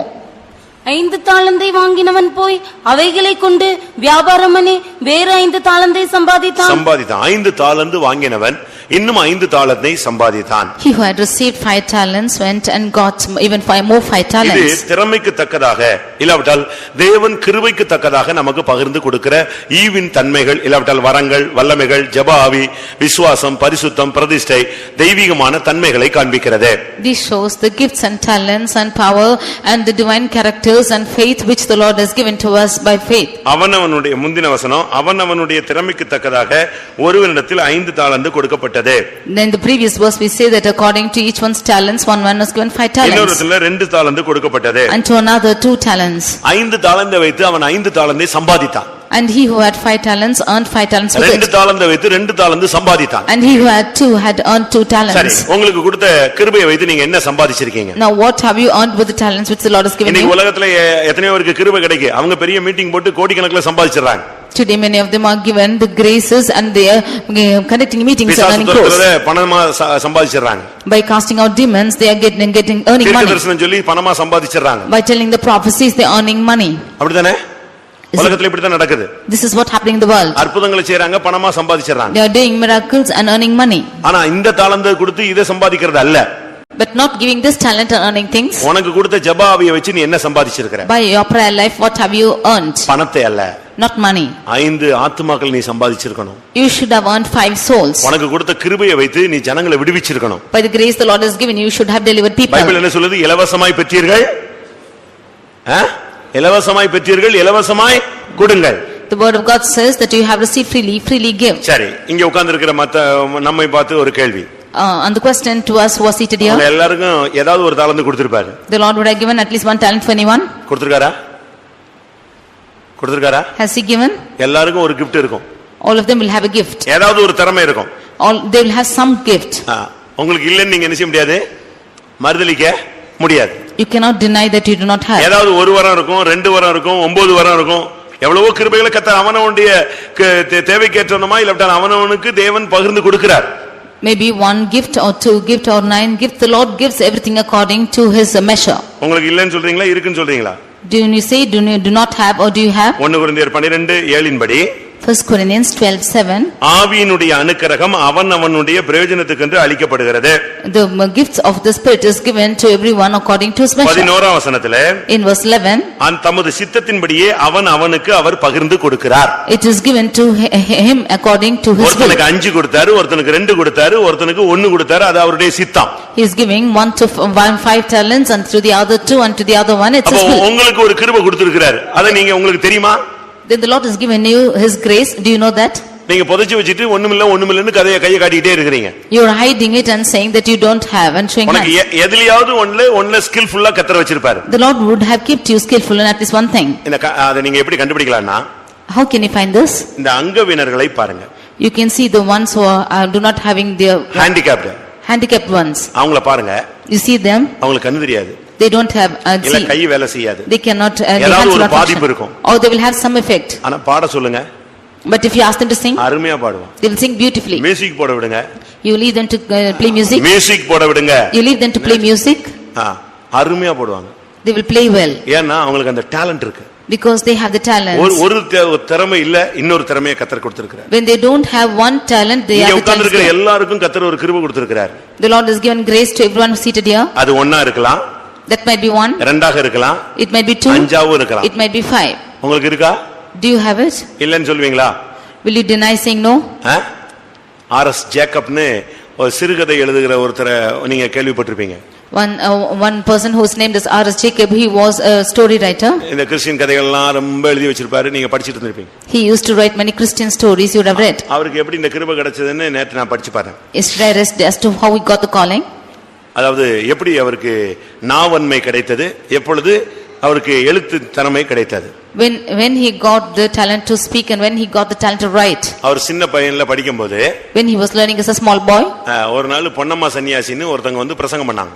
One day one person who was named as Ponnamma Sannyasi came and preached. எல்லாருக்கும் ஒவ்வொரு கிருபை உண்டு. Everybody has a gift. ஒவ்வொருவருக்கும் கர்த்தர் ஒரு தாளந்தை கொடுத்திருக்கிறார். The Lord has given a grace to everyone. அந்த 3 பேர் நிக்கும்போது 2 பேருக்கு அழகா 5 3 8ன்னு கொடுத்திருக்கலாம். இந்த ஒரு ஆளை எம்டியா விட்டுறலாம். ஆனா தேவன் என்ன செய்யல, எம்டியா விடல. அவனுக்கு தக்கதாக எதை கொடுத்தாரு? ஒரு தாளந்து கொடுத்தார். When 3 of them are standing, the Lord could have left one empty, but according to his talent he has given him one. அதுல இருந்து என்ன விளங்கி கொள்றோம்? By this what do we understand? எல்லாருக்கும் என்ன உண்டு? ஒரு தாளந்தாவது உண்டு. All of them have at least one talent. அப்படினு சொன்னாங்களாம். He said like this. இவர் அதை பிடிச்சு வச்சுக்கிட்டார். He held on to it. இந்த வார்த்தை அவரை தொட்டுருச்சு. This word touched him. ஸ்கூல்ல ஒரு நாடகம் போட்டாங்களாம். There was a drama in the school. அதுல இவருக்கு ஒரு நடிப்பு பகுதி கொடுத்தாங்களாம். And there was his portion to act. அத மனப்பாடமும் செய்ய முடியலையா, சரியா சொல்லவும் முடியலையா. He could neither memorize nor tell it properly. இவருக்கு நாடகம் போட்டு நடிக்க வச்சு முக்கியமான நல்ல இவரை கொண்டு போய் நிறுத்தணும்னு இவங்க பிராக்டிஸ் கொடுத்தா தப்பா சொல்லிட்டு இருந்தாராம். He was given the practice that he might act and he was telling everything wrong. உடனே என்ன பண்ணாங்களா? Immediately what they did? இவர் அந்த நாடகத்துல இருந்து தூக்கிட்டாங்க. They took him out of that drama. இந்த பையனுக்கு நடிக்க தெரியல, பேச தெரியல போன்னு சொல்லிட்டாங்க. He does not know how to act or speak and put him off. அது இவருக்கு பயங்கர व्यसனமா இருந்துச்சு. That was grievance to him. நேரா வீட்ல போய் ஸ்கூல் பேக் போட்டுட்டு நேரா போய் ஒரு ஓடைக்குள்ள போய் உட்கார்ந்தாராம். He went and put back his school bag in his house and went and எல்லாருக்கும் ஒரு தாளந்தாவது உண்டுன்னு அங்க இன்னைக்கு பிரசங்கம் பண்ணாங்க. They preached at least there is one talent for everyone. But எனக்கு இந்த பேச்சு திறமை கூட இல்லாம போயிருச்சே. But I don't have this talent even to speak. அப்படினு சொல்லிட்டு அங்கேயே நின்னு அழுது எனக்கு தாங்கன்னு கேட்டிட்டு கொஞ்ச நேரத்துல சின்ன பிள்ளையா இருந்ததனால அப்படியே தூங்கிட்டார். There he cried and when he was asking like this because he was a small boy he slept. ஊருக்கு வெளியே ஒரு ஓடையில ஆளு அப்படியே கிடக்குறார். He went and he was crying in அப்ப ஒரு சின்ன பையன். He was a small lad then. என்ன நடந்துச்சு? ஒரு சொப்பனம். Then he had a dream. சொப்பனத்துல ஒருத்தர் வந்து in his dream one person came. இவர் நாக்குல எழுதினாராம். And wrote in his tongue. நாக்குல எழுதினாராம். He wrote in his tongue. அந்த எழுதின அந்த இத இவர் கையில கொடுத்தாராம். And what he has written he gave it in his hands. நாக்குல எழுதியாச்சு, அடுத்து நெஞ்சாச்சு. அந்த எழுத்தாணிய இவர் கையில கொடுத்துட்டார். He wrote in his tongue and gave that pen to his hand. சொப்பனம் முடிஞ்சிருச்சு. And the dream was over. இப்ப வீட்ல ஆளை காணணும் ஊரெல்லாம் தேடி அங்க கடைசில எங்க வந்துட்டாங்க எல்லாரும் சேர்ந்து ஓடையில வந்து இவரை பார்த்துட்டாங்க. When they saw that he was not found in his house, they came and found him in the brook. இப்போ நாடகத்துல இருந்து இவரை தூக்கிட்டாங்க, அதனாலதான் இவர் துக்கத்துல வந்தாருங்கிறது எல்லாருக்கும் தெரிஞ்சு போச்சு. Now everybody came to know that he was taken away from the drama and therefore he was grieved. அப்போ திருப்பி அந்த டீச்சர் சொன்னாராம், சரி உனக்கு நாடகத்துல அந்த போர்ஷனை நெஞ்சிடுறேன் கொடுத்துறேன்னு சொல்லிட்டாராம். Now the teacher again said that I will give you that portion in the drama. அடுத்த நாள் அந்த போர்ஷன்ல நடிச்சா ஒரு தப்பு கூட இல்ல. Next day when he acted with that portion, there was no fault at all. அவர் சொல்லாரு, அன்னையில இருந்து என் நாக்குல அவர் தொட்டதுனால, ஆண்டவர் தொட்டதுனால நான் பேச்சாளனாகவும் மாறினேன், கையில அதை கொடுத்ததுனால நான் யாரா மாறினேன், எழுத்தாளனாகவும் மாறினேன். He said, because the Lord has given me, from that day I became an orator, and because he's given in my hands I became a writer. கர்த்தர் உங்க நாக்க தொட்டார்னா நீங்க பேச்சாளராய் மாறிடலாம். If the Lord will touch your tongue, you will become an orator. கையில எழுத்தாணியை கொடுத்தா நீங்க யாரா மாறிடலாம், எழுத்தாளனாய் மாறிடலாம். If he gives the pen in your hand, then you can become a writer. சங்கீதக்காரன் சொல்லுகிறான், என் நாவு விரைவாய் எழுதுகிறவனுடைய எழுத்தாணி, அவ்வளவு ஃபாஸ்ட்ல பேசுவான். The psalmist says that my tongue is a speed writer. நீங்களும் இன்னைக்கு போய் உட்கார்ந்து ஜெபம் பண்ணுங்க, கர்த்தர் நாக்குல எழுதுறாரா நெத்தியில எழுதுறாரான்னு பார்க்கலாம். You go and pray and see if the Lord is writing in your tongue or on your forehead. நெத்தியில எழுதிட்டாருன்னா ஊழியத்துக்கு வந்துட்டீங்கன்னு அர்த்தம். If he is writing on your forehead, you are coming to ministry. பிதாவின் நாமம் போட்டாருன்னா போச்சு, அவ்வளவுதான், நீ எங்க சுத்தினாலும் அங்க வந்து சேர்ந்துருவ. If he gives the name of the Father, he will come anywhere. உங்களுக்கு ஒவ்வொருவருக்கும் ஒரு தாளந்து இருக்கு, நீங்க அதை வச்சு சும்மா அப்படியே புதைச்சு வச்சுக்கிட்டு விதைக்காத இடத்துல அறுக்கிறவரும் தெளிக்காத இடத்துல சேர்க்கிறவரும் பிரசங்கம் பண்ணிட்டு இருக்க கூடாது. உனக்கு கொடுத்த தாளந்து, அது ஜபாபியா இருக்கலாம், கிருபையா இருக்கலாம், பாட்டு திறமையா இருக்கலாம், பிரசங்க திறமையா இருக்கலாம், இல்ல நல்ல சுகபலன் ஆரோக்கியமா இருக்கலாம். அதை கொண்டு நீ கர்த்தருக்காக கிரியை செய்து நீ கர்த்தருக்காக சம்பாதிக்க வேண்டும். He has given every of you a talent. It might be a talent of singing or praying or preaching or anything, and with that talent you should work for the Lord. உங்களுக்கு கர்த்தர் கூட ஏதாவது ஒரு கிருபை கொடுத்திருப்பாரு. The Lord will give you at least any talent. நீங்க அதை ஜெபத்துல கூட யூஸ் பண்ணலாம். You can use that even in prayer. முழங்கால்ல கூட யூஸ் பண்ணலாம். You can use that in kneeling. முழங்கால் போடுற கிருபை கொடுத்திருப்பாரு. He would have given you the grace to kneel. கண்ணீரின் ஆவி தருவார். He will give you the வெளிப்பின் ஆவி தருவார். He will give you the waking spirit. இதெல்லாம் நீங்க பயன்படுத்தணும். நீங்க பாட்டுக்கு அந்த கிருபையை வாங்கிட்டு அந்த ஒரு தாளந்த வாங்குனவன மாதிரி நல்லா நைட்ல தூங்கிட்டே இருக்க கூடாது. அந்த ஒரு தாளந்த நீ பயன்படுத்தி அந்த ஒரு தாளந்த வைத்து நீ இன்னொரு தாளந்த சம்பாதிக்கணும். ஒரு ஆத்மாவை சம்பாதிக்கணும், ஒரு துக்கத்துல இருக்கிறவங்களை விடுதலை ஆக்கணும், ஏதாவது ஒரு ஊழியத்துல நீ பயன்படுத்தப்படணும் அந்த தாளந்த வைத்து. You should make use of this talents, and somehow you should utilize this and at least earn one soul or be a source of concern to the others. அடுத்து nextly, நீ சம்பாதிச்சு பரலோகத்துல உன்னுடைய பொக்கிஷத்தை சம்பாதிச்சு சேர்த்து வைக்கணும். You should earn and save your treasures in heaven. 5 தாலந்தை வைத்து அவன் 5 சம்பாதித்தான். Keeping 5 talents, he earned 5 more. லூக்கா 12ஆம் அதிகாரம் Luke chapter 12 33ஆம் வசனத்தை பார்க்கும் பொழுது verse 33, அங்க என்ன சொல்லப்பட்டிருக்கிறது? what it said there?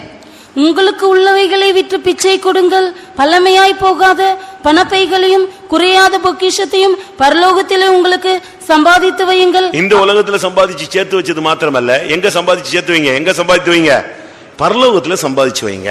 You earn for the treasures in heaven. இந்த உலகத்தோட நமக்கு வாழ்க்கை முடியறது இல்லையே. With this world, this life is not ending up. பரலோகத்துல உங்களுடைய பொக்கிஷத்தை சம்பாதிச்சு சேர்த்து வைங்க. You add and save your treasures in heaven. இங்க உள்ள பேங்க்ல பேலன்ஸ் எப்படி இருக்கு? How is the balance here in the bank?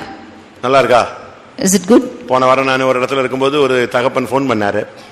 Last week a father was calling me up. எனக்கு அந்த பொண்ணுக்கு நல்ல இடத்துல நீங்க பாருங்க. You look for my girl in a good place. எவ்வளவு கொடுக்கணுமோ கொடுத்துடலாம். How much ever he can give.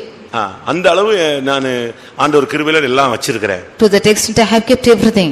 அப்போ இவர் தாம் பிள்ளைக்காக எல்லாம் சம்பாதிச்சு வச்சிருக்கிறார். Then he has earned everything for his daughter. பரலோகத்துல நீ ஏதாவது சம்பாதிச்சு சேர்த்து வச்சிருக்கியா? But have you earned anything in heaven? அந்த பேங்க்ல உங்களுக்கு எவ்வளவு இருக்கும்னு நினைக்கிறீங்க? How much will you have in that bank? சொல்லுங்க, எவ்வளவு இருக்கு? You say as to how much you have? சொல்லுங்க, எவ்வளவு சேர்ந்திருக்கும்? இருக்குமா? Will you have it stored? நீங்க சேர்த்து வைக்கிறீங்க, நான் அதை செய்தேன் அப்படின்னு சர்லெஸ் கிளப்பிடும். You are gathering it up there. When you say that I have done it, it's coming down and it's becoming less. நீங்க இப்ப காணிக்கை கொடுக்கறீங்க. Now you are giving offering. அது தேவனுக்காக நீங்க செலுத்துறீங்க. That is what you are giving to God. அதனுடைய percentage எங்க சேர்ந்துருது? That percentage is added. மேல உள்ள அக்கவுண்ட்ல கிளியர் ஆயிடுது. It is added in your account above. நான் இவ்வளவு கொடுத்தேன் தெரியுமா அப்படின உடனே டக்குன்னு நெஞ்சிருச்சே, அவ்வளவும் க்ளோஸ் ஆயிடுச்சு. When you say that I have given so much, immediately everything is gone. அவ்வளவுதான், வைரஸ் ஃபார்ம் ஆயிடுச்சு. There is a virus which is formed. உடனே அது அவ்வளவும் சுத்தமா அழிஞ்சு ஒண்ணுலாம் போய்டும்.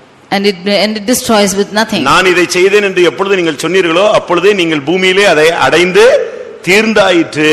Whenever you say that I have done this, then you have received your reward in this world itself. பரலோகத்துல பொக்கிஷத்தை சம்பாதிச்சு வச்சிருக்கீங்களா? Have you laid up treasures in heaven? சம்பாதிச்சு வச்சிருக்கீங்களா இல்லையா? Have you earned in heaven? இங்கேயே லோன் பயங்கரமா இருக்கு, இதுல போய் அங்க எங்க சம்பாதிச்சு வைக்கிறது? Here itself we have our loans to great extent. Where are we to gather there? நம்ம ஆளுங்கள்ட்ட இருக்கிறதுல கர்த்தர் கொடுத்ததுன்னு சொல்றதுக்கு ரொம்ப கம்மிதான். There are very few who can say that the Lord has given to them. வீடு பேங்க்ல இருக்கு, The house is in bank, car பேங்க்ல இருக்கு, and car is in bank, two wheeler பேங்க்ல இருக்கு, two wheelers in bank, எல்லாம் ஃபைனான்ஸ்ல, everything is in finance. எல்லாம் finance. Everything is in finance. என்னதான் நீ இந்த உலகத்துல இவ்வளவு நாள் சம்பாதிச்சேன்னா அது கொடுத்து அதுல இருந்து நான் கொஞ்சம் கொஞ்சமா கட்டிக்கிட்டே வரேன். எத்தனை வருஷம் கட்டுவ? If we should ask us to what you have earned, I will give and I will pay little by little. How many years will you pay? போன வாரம் ஒருத்தர்ட்ட கேட்டேன், அவர் சொன்னாரு நான் 5500 ரூபாய் கட்டிக்கிட்டே இருக்கணும். எத்தனை வருஷம்? Last week one person said that he is paying 5500. How many years will he pay? வீட்டுக்காக கட்டணுமா? 20 வருஷம் கட்டணுமா? And he has to pay for 20 years. 20 வருஷம் அவன் கட்டிக்கிட்டே இருக்க வேண்டிய அந்த வீட்டுக்கு பணத்தை கட்டிக்கிட்டே இருக்கலாம். For 20 years he has to pay for his house. 20 வருஷத்துக்குள்ள இயேசு வந்துட்டு இவன் போக மாட்டாங்கிறது கேரண்டியா எழுதி கொடுத்துட்டான். He can write and give that he cannot go if Jesus comes within 20 years. ஒருவேளை இவனுக்காக 21வது வருஷத்துல வரணும், அதுக்குள்ள அடுத்த லோன் எடுக்காம இவன் இருக்கணும். Maybe the Lord should come after 21 years and he will get the next account after that. கடன் இருக்கிறவன் போக முடியாதுல்ல. கடன் வாங்கினவன் அடிமை அரசால போகிறது இல்லை. He who is getting the debt will never go because he is a slave and he cannot reign. நல்ல சத்தியத்தை நீங்க படிச்சுக்கணும். You should learn the truth very well. நீங்க சொல்லலாம் IT problem. You might say it's an IT problem. IT ப்ராப்ளம்லாம் எல்லாம் solve பண்ணலாம். You can solve this IT problems. நீ பரலோகம் போணும்னா எல்லாத்தையுமே சால்வ் பண்ணணும். If you should go to heaven, you can solve everything. உங்களுடைய நீங்கள் பரலோகத்தில் சம்பாதித்து வையுங்கள். You should lay up your treasures in heaven. ஏழைகளுக்கு அதனுடைய சரியான அர்த்தம் என்ன தெரியுமா? ஏழைகளுக்கு கொடுத்தீனா அது உனக்கு மேல சேர்ந்துக்கிட்டே இருக்கும். The right meaning is if you should give alms to the poor, then it will be gathered in heaven. அந்த வசனத்தினுடைய துவக்கம். That is the beginning of that verse. பிச்சை கொடுங்கள். You give alms. அது வந்து கடன் கொடுங்கள் அல்ல. என்னது? கடன் கொடுத்தா நீ திருப்பி கேட்டுருவியா? சண்டையை போட்டு அது வாங்கிட மாட்ட. சபை வாசல்ல வச்சு அது சண்டை போட்டு வாங்கிடுவீங்க.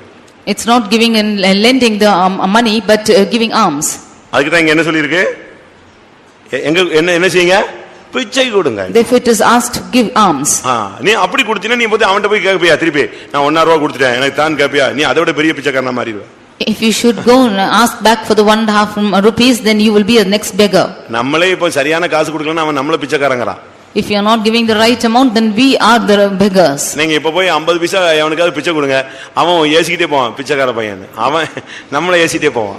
If you go give alms for 50 paise, then he will keep scolding you. Bible சொல்லுது உதவி செய். The word of God say ask help. நீ மேல சம்பாதித்து வைப்பாய். You earn more. அடுத்ததாக and nextly கடைசியாக finally லூக்கா 16ஆம் அதிகாரம் Luke chapter 16 9ஆம் வசனத்தை பார்க்கும் பொழுது verse 9. நான் உங்களுக்கு சொல்கிறேன், நீங்கள் மாளும்போது உங்களை நித்தியமான வீடுகளிலே ஏற்றுக்கொள்வார் உண்டாகும்படி அநீதியான உலக பொருளால் உங்களுக்கு சிநேகிதரை சம்பாதியுங்கள். உங்களுக்கு ஆத்துமாக்களை சம்பாதிங்க. அதுதான் அதனுடைய சரியான அர்த்தம். It is said, right meaning of this is you earn souls. நீ செத்துட்டு மேல போகும்போது உன்னை நித்திய வீட்டில் ஏற்றுக்கொள்வார். அதாவது இந்த சகோதரன் மூலமா தான் நான் ரட்சிக்கப்பட்டேன் என்று சொல்லக்கூடியவர்களை நீ பரலோகத்தில் சம்பாதித்து வை. When you die and go to heaven, you should earn in heaven and to say that because of this brother I am saved. உன்னுடைய பணத்தினால பொருள்னால ஆத்தும ஆதாயம் நடந்திருக்கணும். By your money and wealth you should earn souls. ஒரு சில அன்னதானம் செய்வாங்க. Some of them are giving food. அப்படிதானே? அது வந்து ஒண்ணும் சேராது. But that will not gather anything. அன்னதானத்தினால ஒண்ணும் கிடையாது. When you provide food, there is nothing there. அநீதியான உலக பொருளால அந்த அன்னதானம் கொடுத்தாலும் அந்த ஆத்துமாக்களை நீ சம்பாதிச்சிருக்கணும். By your literal wealth, even if you should provide food, you should earn souls. அழிந்து போகிற உலக பொருளினாலே அநீதியான உலக பொருளினால் உங்களுக்கு ஆத்துமாக்களை சம்பாதியுங்கள். By the perishable things, you should earn souls for yourselves. உங்க பின்னால எத்தனை ஆத்துமாக்கள் வந்து நிக்கும்? How many souls will come behind you? நான் சும்மா சொல்றேன். இந்த ஆம்வேன்னு வச்சுக்கங்களேன். You take for example Amway. Amway business பாருங்க. You see the Amway business. நீங்க உங்களுக்கு பின்னால ஒருத்தன், அவனுக்கு பின்னால ஒருத்தன், இது எல்லாமே யார் ரூட்? உங்களுடைய ரூட்லயே தான் போயிட்டே இருக்கும். One person behind you and the next person behind you. நீங்க இன்னொரு ரூட்ல இருப்பீங்க. You will give to the others. இப்படி விரிஞ்சு அது போயிட்டே இருக்கும். அது ஒரு நெட்வொர்க் மாதிரி. Like this it is expanding and going like a network. ஆனா ஒரு அது ஆரம்பம் இன்னொருத்தன் எங்கேயோ இருக்கிறான். But the beginner is somewhere. ஆனா உங்களுக்கு கீழ இருந்து எவ்வளவு பேர் வர்க் பண்றாங்களோ அதுதான் உங்களுக்கு என்னது? சொல்லுங்க. அதுதான் earning. But the wages for them is how many ever people who are working under you. உங்க நேமுக்கு கீழே நீங்க சேர்த்துட்டு வந்து நீங்க சேர்த்தாலும் சேர்த்து நீங்க சேர்த்தாலும் சேர்த்து இதுதான் உங்களுக்கு வருமானம். The people who are coming under your name and the people who are gathered under their names is earning. அதுபோல Like this. நீ எவ்வளவு ஆத்துமாக்களை சம்பாதிக்கிறியோ அது பரலோகத்துல உனக்கு மகிமையாய் வந்து சேரும். How many ever souls you are earning, that will be a great earning for you in heaven. நீங்க வெறுங்கையனா பரலோகத்துக்கு போனா என்ன பிரயோஜனம்? What is the use if you go empty handed to heaven? ஒரு பாட்டு உண்டு, வெறுங்கையனா நான் என்ன செய்ய முடியாது, போக முடியாது. One song is there that I cannot go empty handed to heaven. பைபிள்ல சொல்லி இருக்கு, வெறுங்கையனா ஒருவன் தேவசந்நிதிக்கு என்ன செய்ய கூடாது, போகவே கூடாது. In word of God says that you should not go empty handed to the presence of God. நான் முந்தி இருந்த இடத்துல ஒரு விசுவாசி உண்டு. There was a believer in a place where I was. ரொம்ப ஆவிக்குரிய மனுஷன்.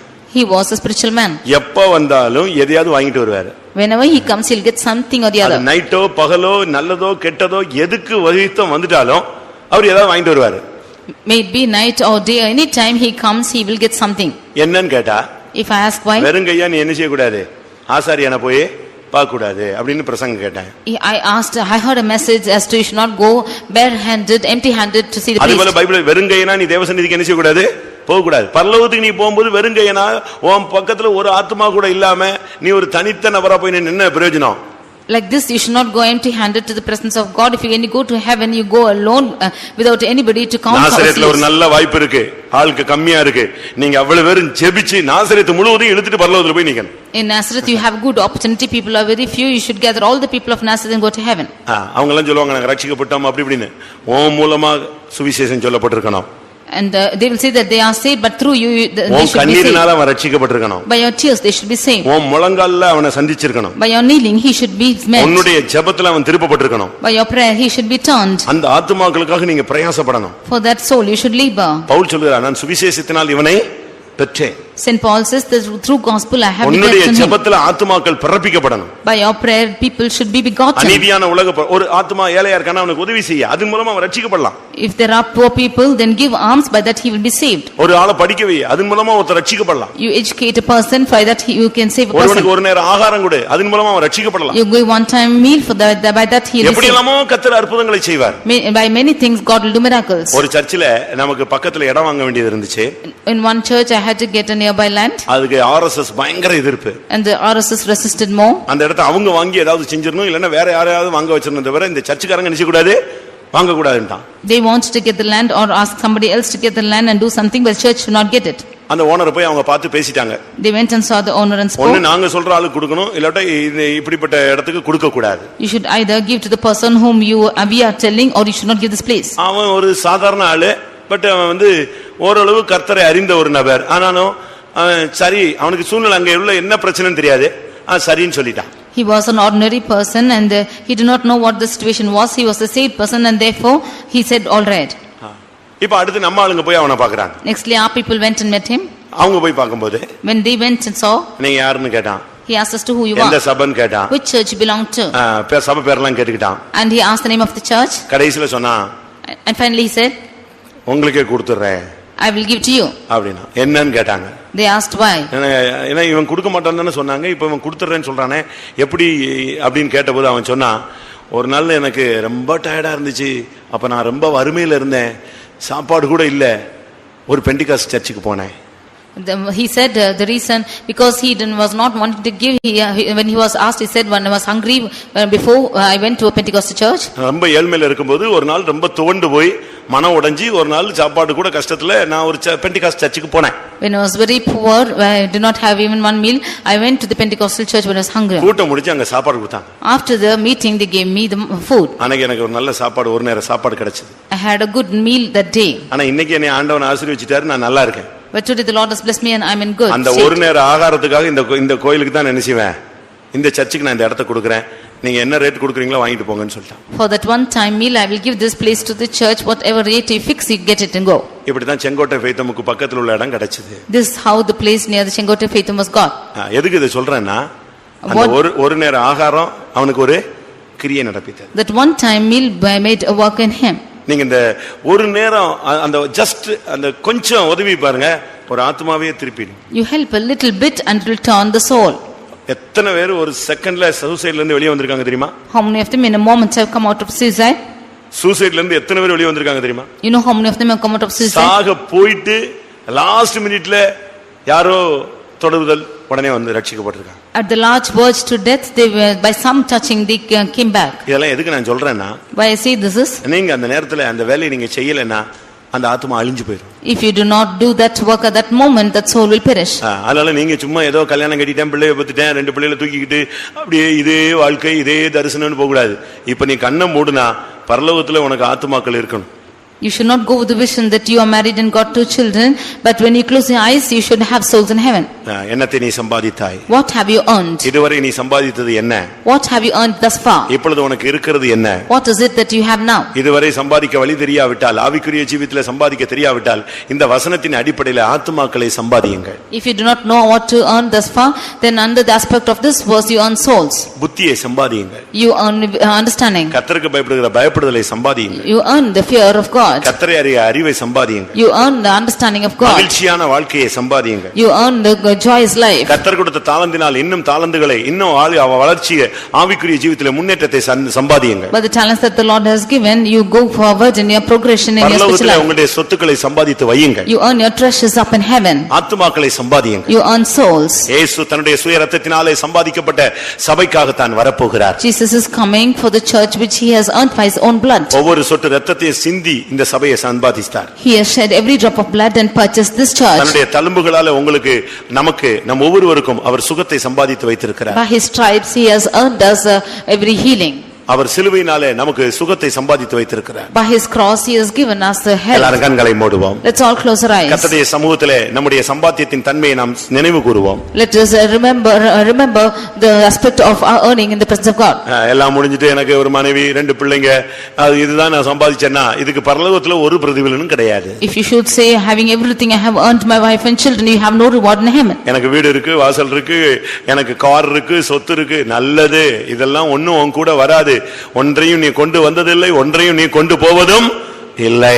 It's good that you have house and land or wealth, but there's nothing that you have brought and nothing you will take back. பொல்லாப்பை விட்டு விலகுகிறையே, அதுதான் உன் வாழ்க்கையை மாற்றி உன்னை பரலோகத்துக்கு கொண்டு போகும். You departing from evil will change your life and take you to heaven. கர்த்தருக்கு பயப்படுகிற பயத்தில் இருக்கிறையே, அதுதான் உன் வாழ்வை கட்டி எழுப்பி பரலோகத்துக்கு கொண்டு போகும். You're standing by the fear of God, only that will build up your life and take you to heaven. கர்த்தரை அறிகிற அறிவை சம்பாதிக்கிறாயே, அதன் மூலமாய் நீ உலகத்தை வெறுத்து பரலோகத்தின் மேன்மையை நீ அடைவாய். You are getting the understanding of the knowledge of God, then only that can exalt you and go to take it to heaven. உலகத்தில் உள்ள எந்த சந்தோஷத்திலும் உன்னுடைய மனதை ஈடுகொடுக்காமல் பரிசுத்தாவினால் உண்டாகும் சந்தோஷத்தை நீ சம்பாதித்துக்கொள்.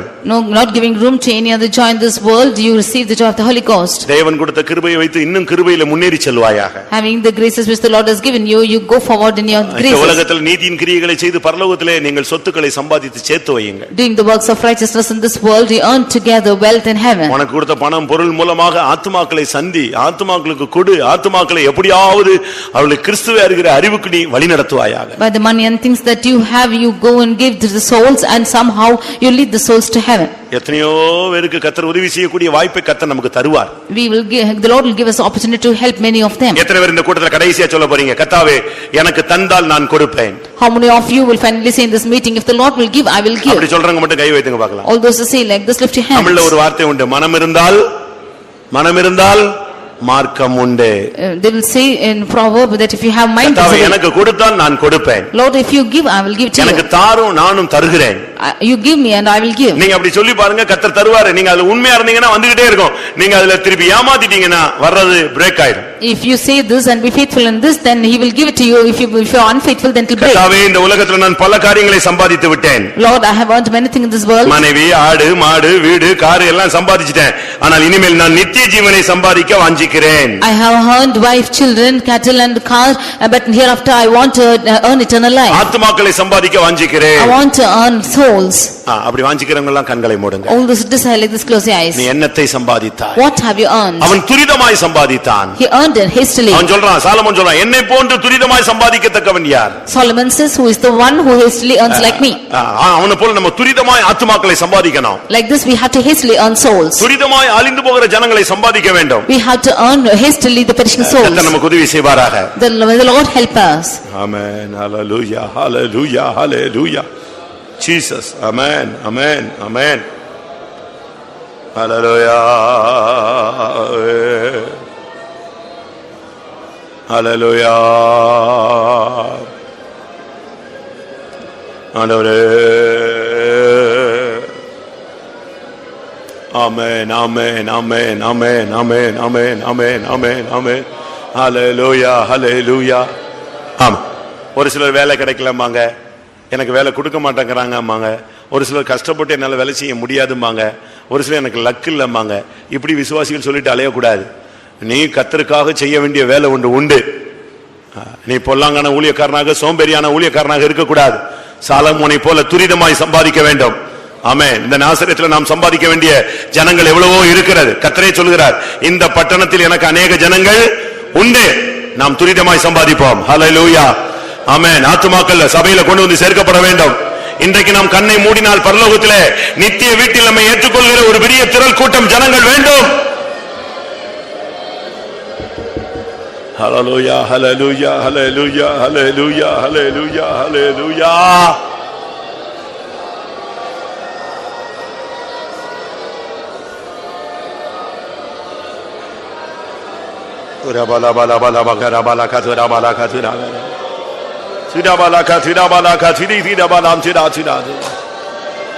ஆண்டவரே ஆண்டவரே ஹல்லேலூயா.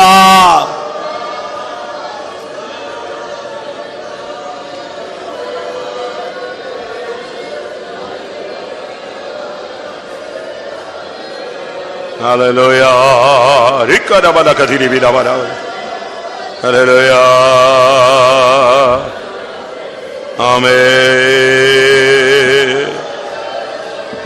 ஹல்லேலூயா. ஹல்லேலூயா. ஹல்லேலூயா. ஹல்லேலூயா. ஹல்லேலூயா.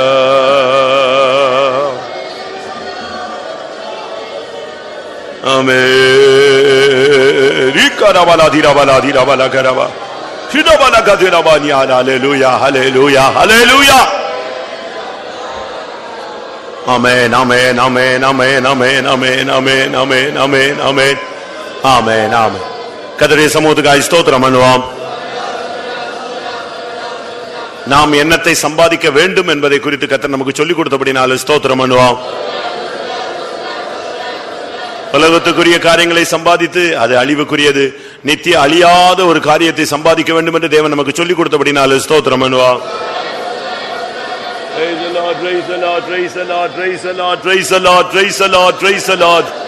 வேத வசனங்களின் அடிப்படையில் ஆத்துமாக்களை சம்பாதித்து பரலோகத்திலே எல்லாவற்றையும் சேர்த்து வைத்து இயேசு வரும் பொழுது நாம் போய் அங்கே அவைகளை பெற்றுக்கொள்ள கர்த்தர் உதவி செய்ய முடியாது. ஸ்தோத்திரம் பண்ணுவோம். வசனம் கேட்ட ஒவ்வொருவருக்கும் கர்த்தர் உதவி செய்ய முடியாது. ஸ்தோத்திரம் பண்ணுவோம். எல்லா மகிமையும் அவருக்கே செலுத்தி ஸ்தோத்திரம் பண்ணுவோம்.